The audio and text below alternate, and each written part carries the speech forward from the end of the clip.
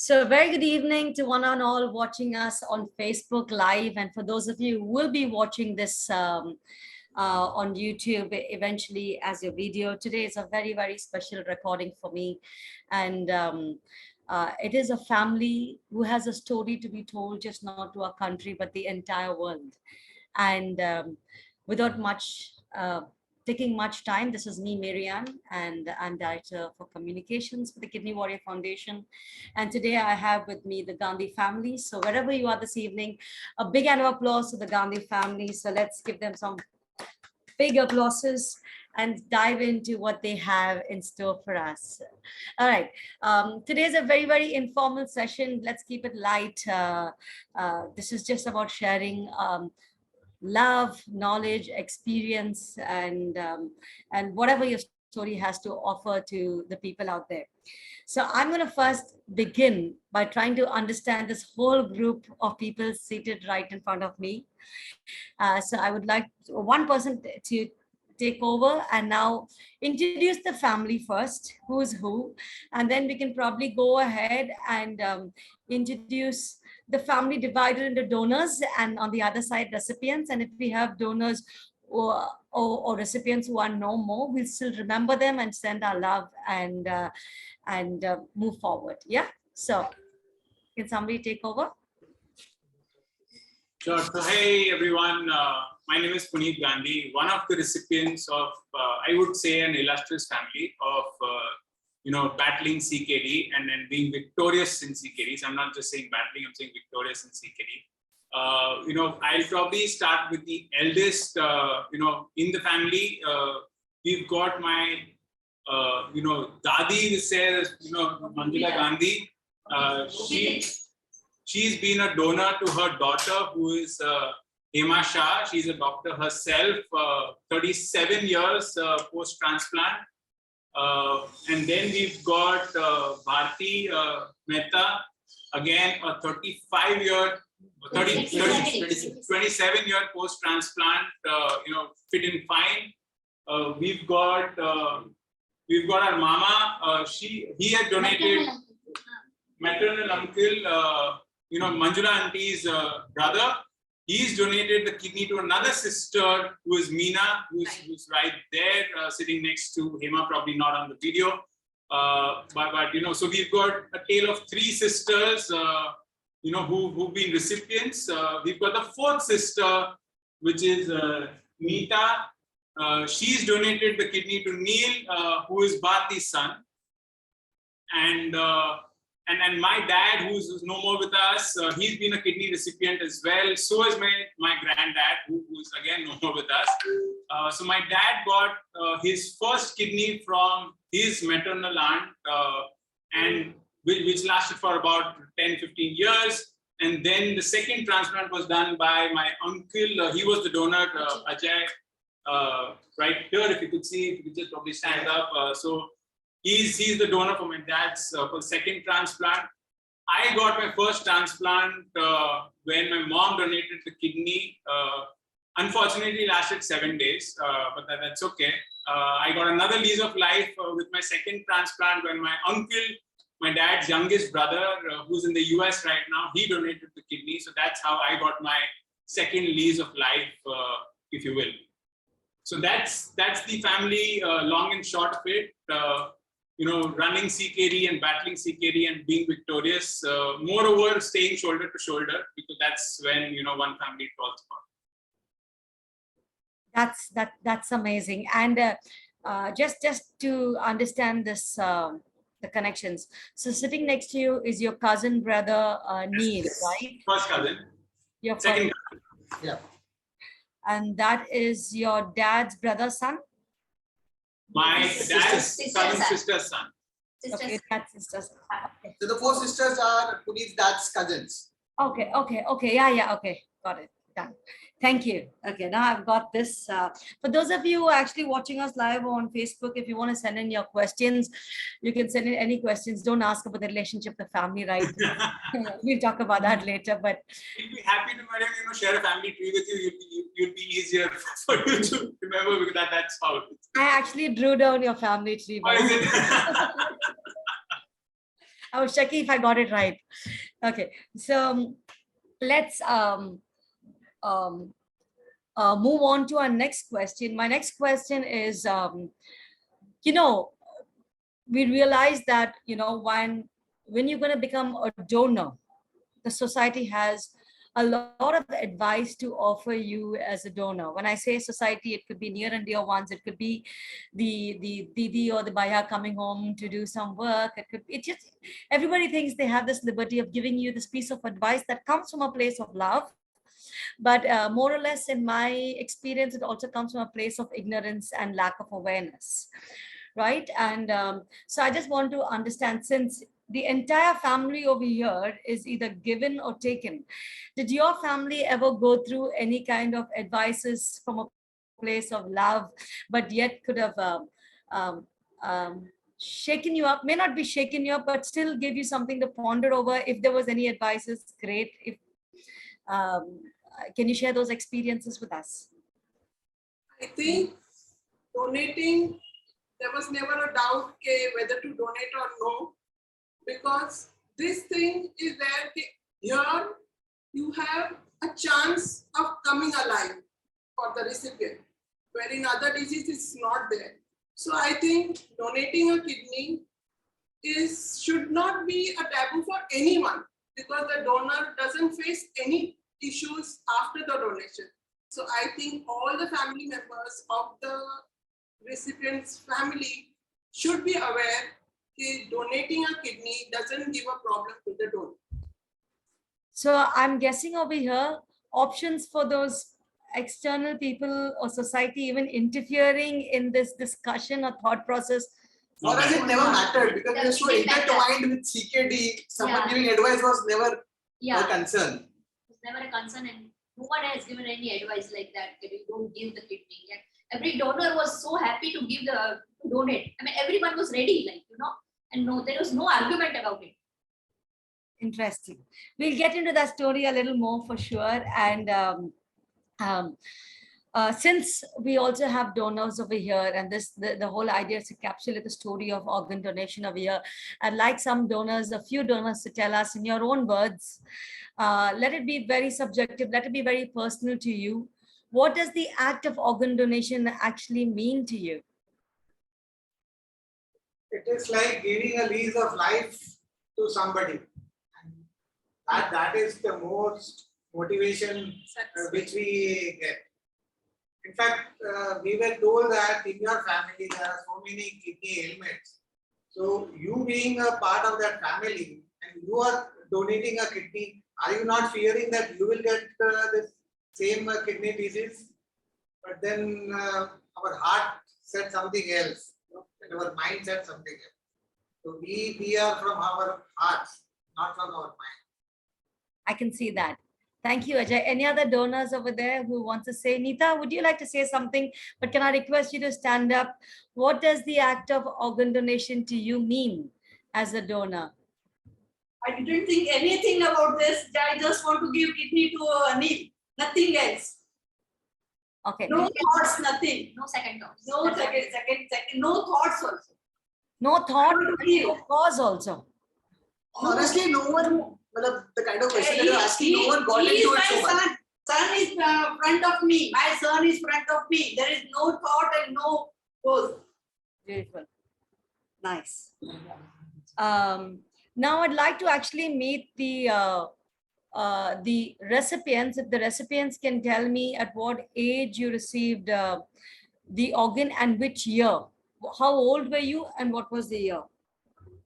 I was 27 when my transplant happened, and that was year 1987. Okay. So that is 35 years. Mine was 96. I was 32 years old. She was 32 years old, and it happened in 96. I received it in 2017 and I was 29. Okay. I got it at the age of 24. In 2008 was my first transplant, and 2009 was my second one. In fact, Puneet was in US and that time he got it over there, and was studying over there for his engineering.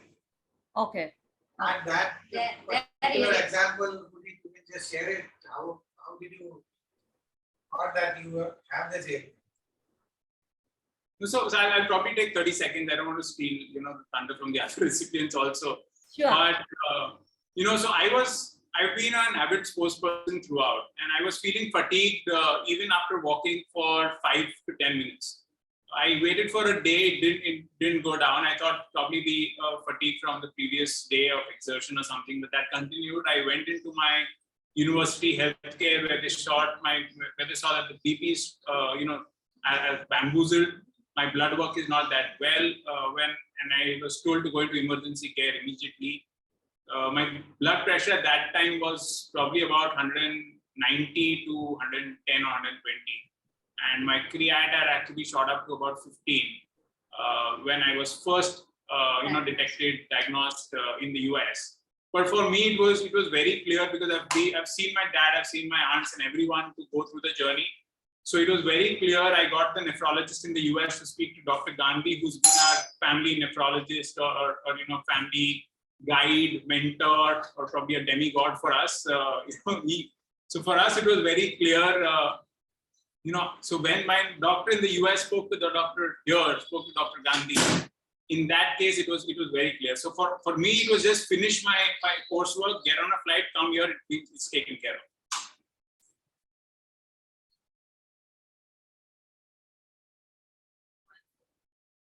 Miran, I guess you're on mute. Yeah, Neil, would you like to share something on your journey as well? No, I just finished my post-graduation and I was about to start working and I got to know about it. It took 3 years for the kidney to completely fail. But the interesting part was that I was not supposed to go on dialysis. I had the donor ready and the paperwork done. But due to bureaucratic reasons, I had to undergo dialysis for 6 months. And the system did not allow the transplant for 6 months. So that is something which can be highlighted, that the process of the paperwork, the process of getting to the operation table was quite cumbersome and difficult. Okay. For a person who has resources, who has contacts, but for common man, it would have been a nightmare. Yeah. So that is something that needs to be highlighted. So if I understand, Neil, you've been on dialysis for 6 months. I was on dialysis. So basically, my kidney was giving up on me slowly. So we knew that this day is going to come. So we were ready with the paperwork. We were ready with the donor. Everything matched, tissues matched, everything ready. But during that time, there was some scam that had happened in Hiranandani Hospital, which stopped or slowed down the process, and which led me to get onto the dialysis for 6 months. Okay. In spite of having everything legally correct and the paperwork done, I had to undergo dialysis, which I was not supposed to. Okay. Did anybody else undergo dialysis over here? Yes. She was also on dialysis for 3 months. The same Meena. thing happened with my sister Meena. Meena, okay. Yeah, both of them transplant was done within a week time. Okay. I'm going to get to that as well for sure. Meena.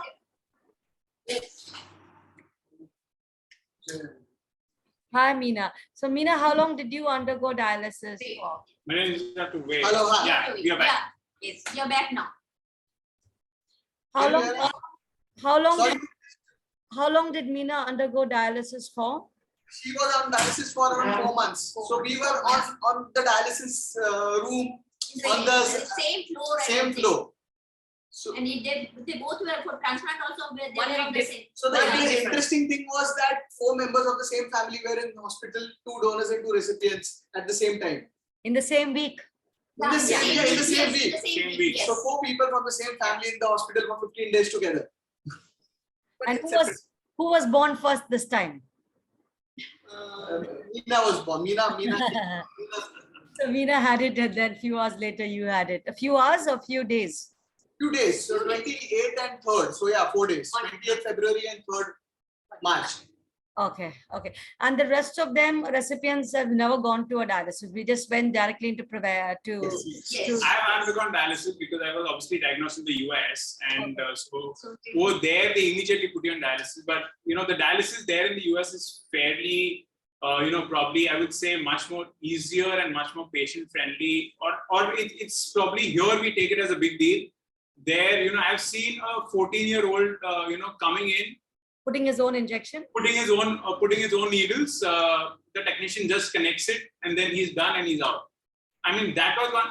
That came into my mind. If he can do it without so much of pain and with ease, I think I'm much better off. Yeah. And another anecdote for me was, what motivated me to probably keep on going on dialysis is my co-partner on the other bed was Shami Kapoor. He was getting dialyzed as well. So it was an opportunity for me to just connect with him. We bonded over football matches. I've also been to his house as well. So that was, I think, okay, if I'm going to a dialysis center, then I'm at least meeting him. Yeah. That's actually a very, very, very beautiful perspective to see your journey. It's also it's something that you tend to even look forward to, right? I mean, when things don't really go well your way, but you're still looking forward, you're making ways and means to look at it in a positive spirit. And I think that's what I think most dialysis patients should try to do. And I'd like to hear from the first donor of the family. How old is the first donor of the family? She is 87 now. She's 87. She's 88. She's 88. She has donated to me. Okay. Yeah. I think she's the cutest one on the screen as well. Would she like to... And she's still active and healthy and everything is okay. Like she's still working. She's never done a blood test after she donated, which was in 87. Never done a blood test after that. Would she like to say something? And she can talk in Hindi, English. It's just say hi to everyone. How she Hi.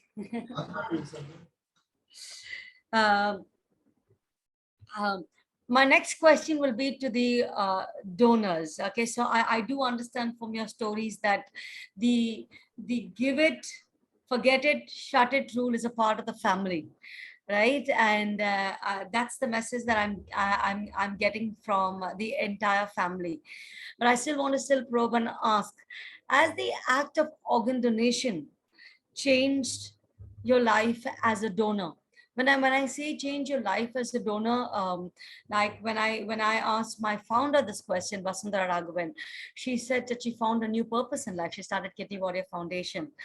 There are people who start valuing relationships better, taking care of their lives better, or it could be anything. I found some very interesting answers from donors. In fact, it was interesting that only when I asked them that question, they realized they had an answer for that question. So as a donor, I'd like to hear from someone, and if they're sitting at the back, maybe we just, somebody can speak on their behalf, is okay. As the act of organ donation changed their life, again, as a donor. My mama, she's a donor for Meena. Okay. Yeah, at that time of donors, I was 73. Okay. Now I'm 79. Now he's I'm healthy. No change. Routine. And he's forgotten that he's donated, so he's just moved on. After donation, I trek Himalaya for price. He's done a couple of Himalayan treks after donating the kidney. Wow, that's amazing. That's amazing. Any other donor over here? Ajay, you are a donor, right? Ajay is Yeah. Ajay, as the act of organ donation changed your life in any way? Actually, I mean, there are so many queries come to me from many organ donation front. I mean, not only the kidney, but I donated. I come across many, even in my office also. I got a couple of cases where they had this issue, and they came to me, and then I guided them all over. In fact, as of now also, through Vasundhara ma'am or through her foundation also, I get so many calls that since your family has undergone so many ailments, so what is your perspective? Is it through clearly and everything? I mean, what kind of help I can give them? So I advise them. I mean, yesterday only there was a call, which is the hospital where you can get this transplant done.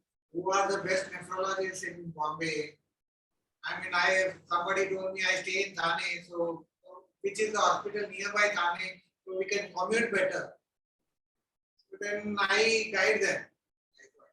So you, after donating, you found your purpose in leading people towards the path of taking that decision, because it is very overwhelming for families when they are on that journey to take that decision of where to start dialysis, or can we do a transplant, because there's so many superstitions, there's so many stories behind, should I do a transplant, not do a transplant.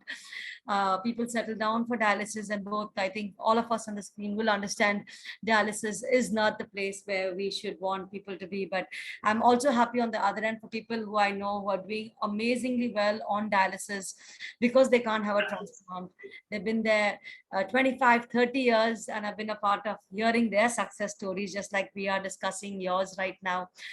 But I think the work that you're doing, Ajay, in terms of taking your story out there to the world, is the story that people need to know. We need to tell people that it's okay. It is not okay, but it is great to have a transplant, and it's just absolutely normal to be a donor. And that gives them hope. So thank you for sharing that. Ajay, you want to say something? Yeah, I just wanted to highlight that the kidney recipient, what kind of care they have to take post transplant, that as of now many does not know.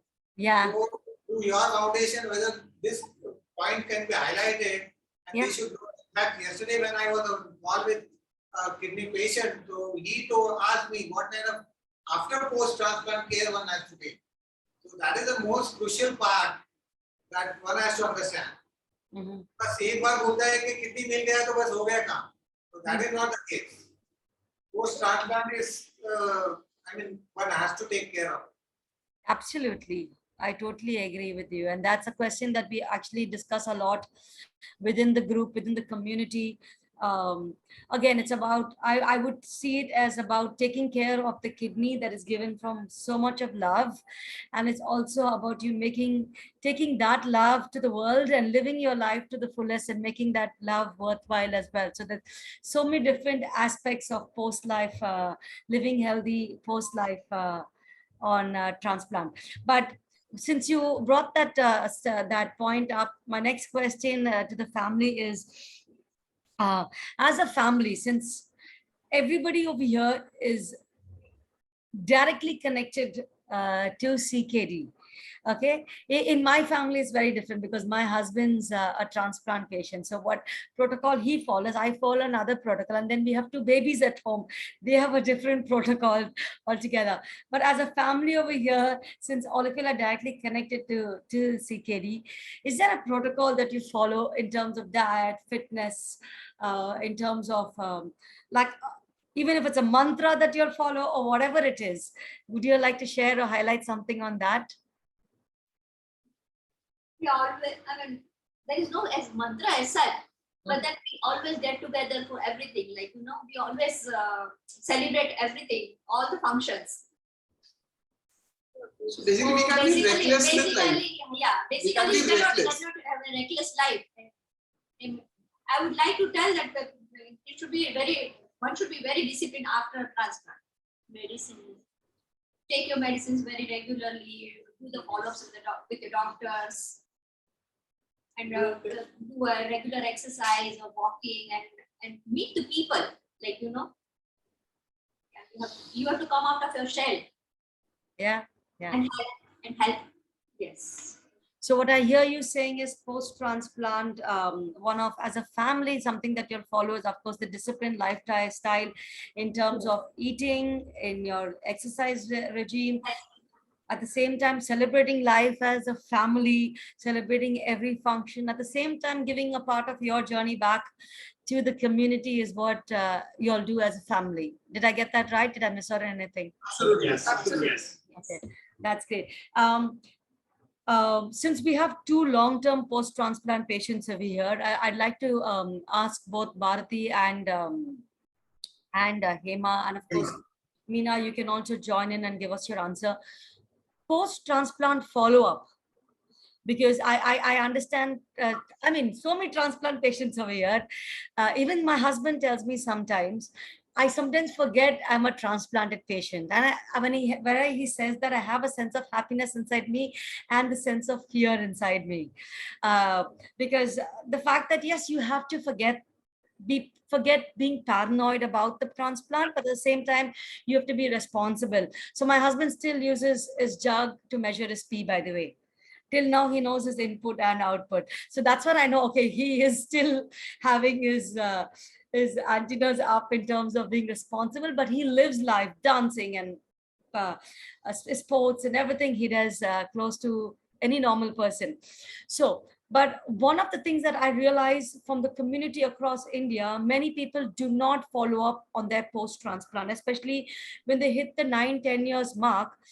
It's somewhat taken for granted. And this was highlighted during COVID. Because in COVID, we had a lot of patients in the community having a rejection, but because of the fears of going to the hospital, but then there was online consulting, but it was easier to kind of say, okay, let's live in denial for some time. It's okay, it's comforting, we'll deal with it when it comes. And now COVID gave us a reason to do so as well.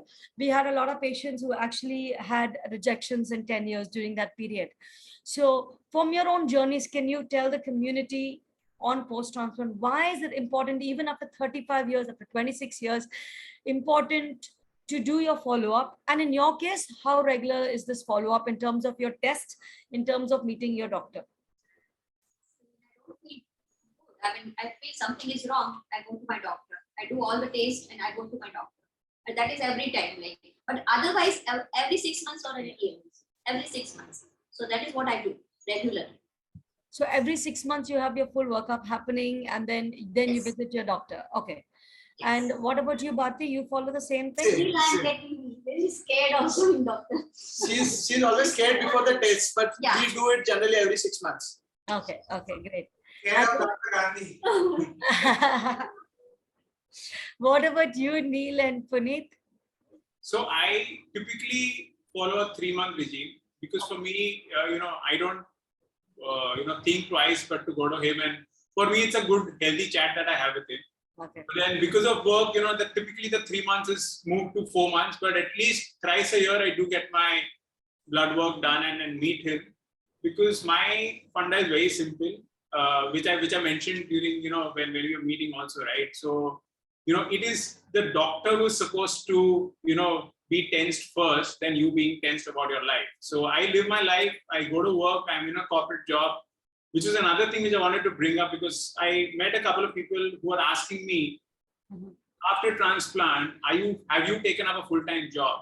Or is it that someone cannot do a full-time job? So my job, I work with a firm that involves a lot of traveling, but I do travel, but then take care of your health, eat good food. I mean, I don't recollect when probably I would have had something, a chart item or anything outside on the road post-transplant. Eat cooked food, eat good food. That doesn't mean that I don't go to the restaurants, and I have, but I do it. But I ensure that I go to a good restaurant. Take care of your water that you have. Yeah. The most important thing, right? Because that is the quickest that you'll get in. Yeah. So, don't, take it for granted that, if a 5-star hotel is also going to serve you water, the water is going to be good. I'm not saying that, I'm not advocating a mineral water as well. Yeah. Best is to carry your boiled water from home, but if not, at least get onto the mineral water. So just take and know your body. The body will give signs when something is not, as my aunt said, right? The body will give signs, but just don't ignore it. And I remember my doctor telling us that when you're out, if you're really thirsty, you need something, take Nice. a cup of coffee, like boiled water. Drink a cup of coffee till you're able to access yourself to some boiled water, and carry your water everywhere around until that. So yeah, you're right, and perfectly right in terms of what you said. Eat out, but make sure you're eating in a freshly cooked place, and be aware of the water. What about you, Neil? Same. I do my checkups every 3 to 4 months. It's between 4 and 6 months now. But I also am very conscious where I'm eating and what I'm eating, what I'm drinking. So yeah, basically, if I have to sum up in one line, I can't be reckless. Yeah. I have traveled a lot post-transplant. I've been to jungles. I've done treks. So I've done all that, but with a lot of care and caution. Beautiful. Okay. I'm going to our next question because this is my favorite question. Actually, I've always wanted to know it from your family from the time I met you all in Mumbai. So this is a family that has a part of each other in each other. Yeah. Right, and that's the beauty of this. That's the beauty of this family. And how does that feel together as a family? Like, normally the only relationship that I know that I had a part of me is my child. So that bond is very special. It's like my child is a part of me, and that's for every mother, right? But over here, there's a part of everybody in everybody, gone in or coming out, either which ways. As a family, how does that feel? I mean, is there a special connect because of that? Is there a special bond because of that? Can you say something about that? Irrespective, there was a bond, there was a connect. So Now so it has become so strong, like we all are connected to each other. So But there not, is yeah. not just through the heart, through the kidney also now. Yeah, absolutely. Yeah. The pumping is happening through the heart. The whole bond purification is happening through the kidney, right? So that's good. That's nice. And yes, I'm going to end this session by asking maybe one elder in the family. I would love to go back to the first donor itself to give one message to the community who is listening to her out there, and very well do it in her own comfort, regional language or English, whatever. In a word, two, a sentence, no problem.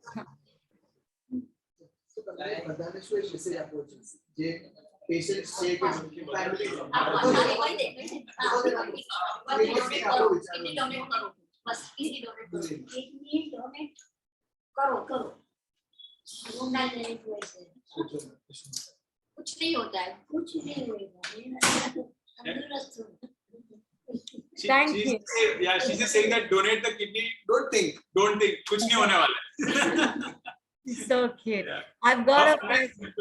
If you're doing a good cause, he's gonna take care of you, right? She's a live example. She's 87, never done a blood test after she donated. So Staying alone. She stays alone. She stays alone. oh, wow. She stays alone herself. She even cooks sometimes. Yes. So for everyone, there are two probably living examples, right? One who's donated and hale, hearty, absolutely doing things on her own, 37 years post-transplant. And then there's Mama who's donated when he was 70 plus, right? So just again reiterating that, don't let age be a factor, for you to not come forward and think twice whether I should donate or should not donate or something, right? So these are like two stalwarts who are holding post for us. So, sorry, I was going to end this, but I have a question coming from the community, and then you probed another question for me now. So your mama donated at the age of 70. 73. 73. And who he donated to? Neil, you? Mina. Mina. Okay. Interesting. His It's niece. a very interesting point to bring, because there's so much of myths about, can an older person donate? Does that make sense? Amazing.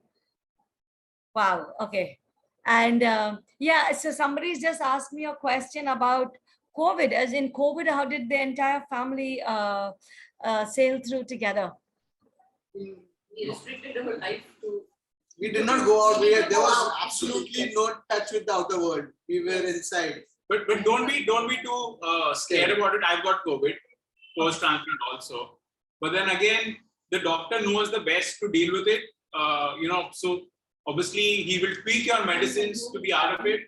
Samir was also a recipient, right? He got COVID as well. Yeah. And when he blogged about his journey, right? That's when I read it and I was prepared. If I get it, this is how it's gonna work, right? Yeah. So don't bother about it. Even if you get COVID, I don't think that COVID is gone. But don't let that, hamper your spirit. It's as simple as that.